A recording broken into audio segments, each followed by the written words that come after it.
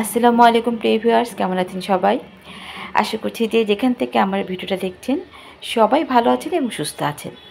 নিয়ে এলাম মজার একটা ঝটপট রেসিপি, নিশ্চয়ই দেখেই নিলেন। তো আজকাল আমরা সবাই ফ্রিজে ফ্রোজেন রুটি পরোটা রেখে থাকি ঝটপট নাস্তা তৈরি করার জন্য। তো আজকে আমি সেই ফ্রোজেন রুটি দিয়ে মজার একটা রেসিপি করব। তো ফ্রিজ থেকে আমি প্রথমেই রুটিটা বের করে নিয়েছি। ফ্রিজ থেকে বার করার পর অবশ্যই শক্ত থাকে, তো আমি 2-3 মিনিট বাইরে রেখে দেব একটু সফট হওয়ার জন্য। আর এই ফাঁকে আমি ভিতরে পুরটা রেডি করব।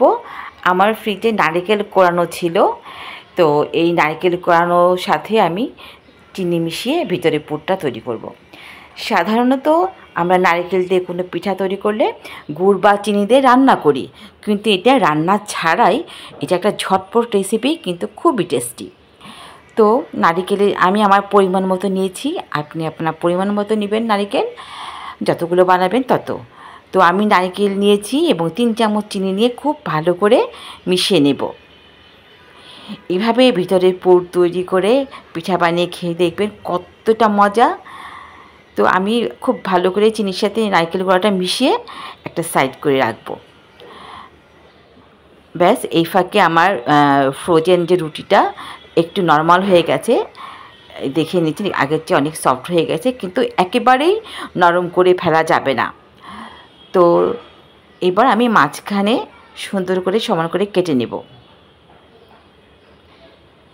এটা হচ্ছে ভিডিওটা দেখে বুঝে নিতে হবে, ঠিক এভাবে কেটে নেব। আপনি চাইলে আপনি নিজে ডো তৈরি করে রুটি বানিয়েও বানাতে পারেন যদি ফ্রোজেন রুটি না থাকে। এবার আমি সেই নারকেল দিয়ে পুর তৈরি করলাম চিনি দিয়ে, সেই পুরটা দিয়ে দিলাম, একটু বেশি পরিমাণেই দিলাম যাতে খেতে খুব মজা হয়। এইবার খুব যেহেতু এই পর্যায়ে রুটিটা নরম, আস্তে করে ভাঁজ করে দুপাশে সুন্দর করে আটকে দিতে হবে। খুব ভালো করে আটকাতে হবে যাতে ভাজার সময় ভিতর থেকে নারকেলের পুরটা বের হয়ে না যায়।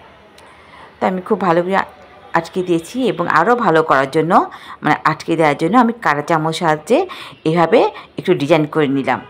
এতে করে ভালোভাবে আটকানো হলো আর সুন্দর একটা ডিজাইনও হলো। দেখে নিশ্চয়ই বুঝতে পেরেছেন ভিউয়ার্স।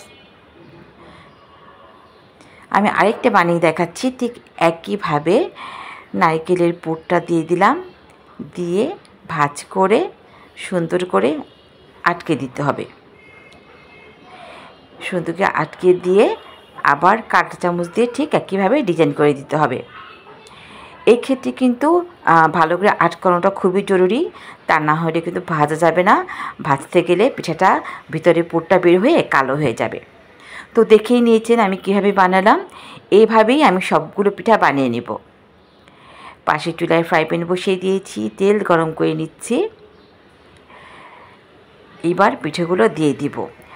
এই পিঠাটা কিন্তু বানিয়ে রেখে দেওয়া যাবে না, বানাতে হবে আর সাথে সাথেই ভেজে ফেলতে হবে। তো আমি দুটো করে বানাচ্ছিলাম, ভাজতেছিলাম আর বানাচ্ছিলাম।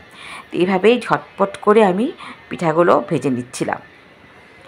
এই সিম্পল রেসিপি এত সহজ ঝটপটে হয়ে যায়, কিন্তু খেতে যে কী মজা! একবার হলেও বানিয়ে খাবেন এবং কমেন্টস করে আমাকে জানাবেন কেমন লাগলো। আর ভিতরে পুরটা কিন্তু অসাধারণ অন্যরকম একটা টেস্ট হয়। আপনি চাইলে আরও কড়া করে ভেজে নিতে পারেন, আপনি আপনার পছন্দের কালার করে ভেজে তুলবেন।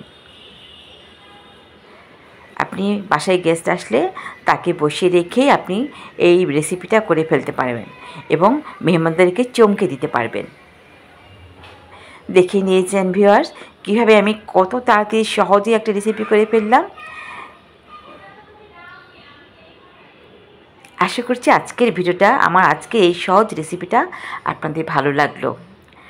ভালো লেগে থাকলে অবশ্যই আমাকে জানাবেন, কমেন্টস করে জানাবেন এবং আমার চ্যানেলটি সাবস্ক্রাইব করে আমার পাশেই থাকবেন।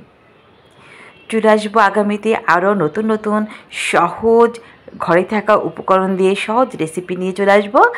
আশা করছি আপনারা আমার সাথে থাকবেন, আমার পাশেই থাকবেন। এই পিঠাটা উপরে ক্রিস্পি এবং ভিতরে জুসি, একটা অসাধারণ টেস্টের একটা পিঠা, অবশ্যই বানিয়ে খাবেন।